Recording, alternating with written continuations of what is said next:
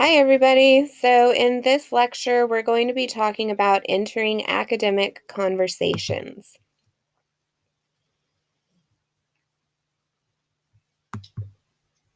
So, first of all, we need to understand what those are. So, an academic conversation just refers to the things that people are saying about an ongoing topic. And if we're entering academic conversations, then usually people are talking about, what things mean and why they matter and things like that. So remember that lots of groups and lots of different people have opinions about everything, right? And a conversation, as we're discussing it, includes all of those things. So it's not just two people, it's a whole bunch of different ideas kind of coming together. So make sure that you're including lots of different opinions when you're considering a conversation. So we're going to use a Disney movie called Encanto for our example. So this is a pretty recent movie at the time that I'm making this lecture anyway, and people have lots to say about it. So first of all, its songs are super catchy and they're all over the place. But those songs are also meaningful and the messages in the movie are important. So it addresses a lot of problematic roles, particularly roles that children in immigrant families feel. Um, it also addresses the need to discuss, different traumas that we have, particularly within our families, and to heal from those things. And lots of people have also talked about how it allows lots of Latin Americans to feel more represented in popular culture. So, those are just a few of the things that are happening in terms of the conversation about this particular movie. So, when we're entering the conversation, there are lots of ways that you can enter it, but it's important to situate what you have to say with what's already being said about any given topic. And when we say we're entering a conversation, that's all we mean is that we're aware that our opinion is not the only one and we're going to say, here's what I think about it. But we're also going to acknowledge that lots of other people have their own opinions, and we're going to kind of say, here's what I think in relation to what someone else has to say. So, in order to do that, you're going to need to start by briefly stating what someone else or a group of people has to say about whatever it is that you're discussing. And then you're going to state what you say in response to those people. And it gives your points more meaning and lets your readers know sort of the why or the reason behind why you're bothering to discuss this thing at all.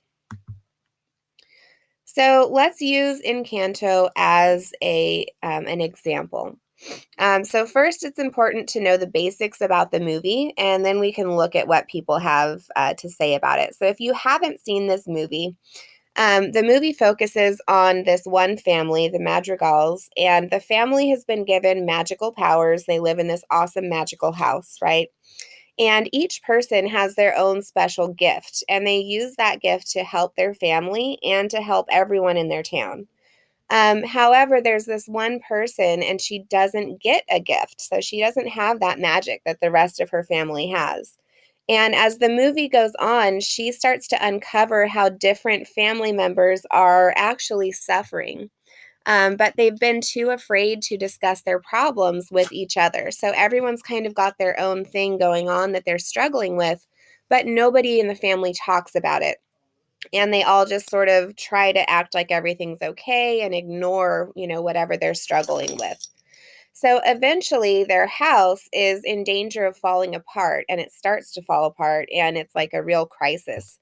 So the family has to come together and, talk about all of those things that they're struggling with and work through those problems in order to save their home, their family, and even their town. So that's what's going on in the movie. So, people have lots to say about this particular movie and the different things that are going on within it. There's a lot to kind of unpack there. But one of those deals with the expectation to be perfect or better than previous generations, especially for immigrant families and immigrant children. So there's this one character, Isabella, and we see her in the movie, and she's just perfect, right? And at the beginning of the movie, she's really idolized for that perfection. And she's just like very beautiful. She makes all of the town's flowers and kind of keeps everything pretty. Um, and she does all of this, effortlessly. So lots of people have looked at that and said that she is a really good example of a perfectionist who feels like she can't fail, because later in the movie when we see her struggling, we find out that expectation to be perfect and pretty and just okay all the time has really been taking a toll on her, and she's not okay, right? She's really suffering with all of these expectations that she has from her family. And so, one of the conversations that's going on about this character is how she's representative of children in immigrant families. Because especially if you are a first generation child from an immigrant family, or a first generation college student, for example, you might be expected to do better or be better than your parents. So lots of folks have said that the movie addresses this issue, because we see her talk about how difficult it is to be perfect all the time. And that's important because it reflects a reality that lots of real life people are going through, right? That we're expected to kind of be perfect in some way or another. And one of the ways that happens is with children in immigrant families. So, if we know that that is one conversation that's happening, right? People say she is representative of how this happens in the real world. And we need to acknowledge that, because real people are suffering with these expectations. Then there are several different ways that you can respond to conversations. And generally, there's three basic ways to respond. So the first one is yes, meaning I agree with that completely. This totally makes sense, and I'm on board. The second one is no, I disagree completely. None of that makes sense, and there's no truth to this, in my opinion. And then there's the third one, which is okay, but, and that means I agree and disagree in some ways. Now, most of the time, for our purposes, we're going to be entering a conversation by both agreeing and disagreeing, because we're addressing really complex issues in our class. And it's really rare that any two people agree with each other completely, right?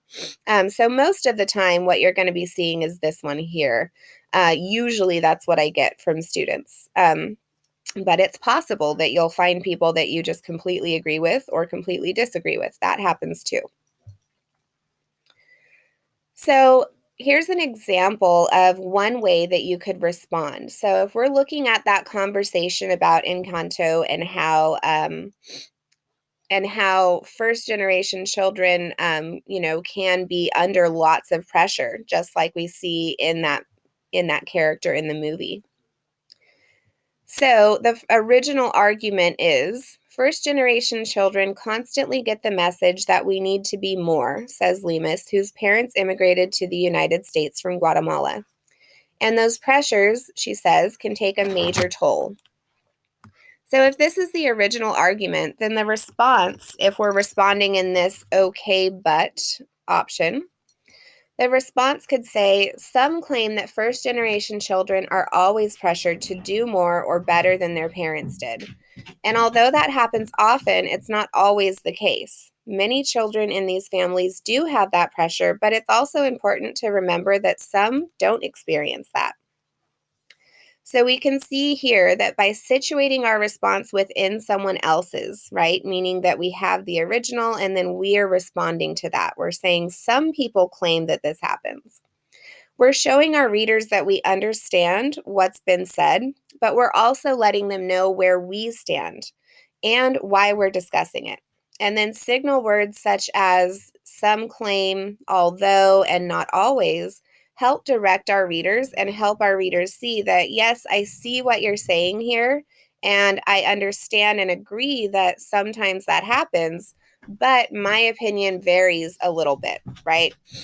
So make sure that you're using these signal words to help people see the differences between what you have to say and what somebody else said. So, quick recap of entering the conversation.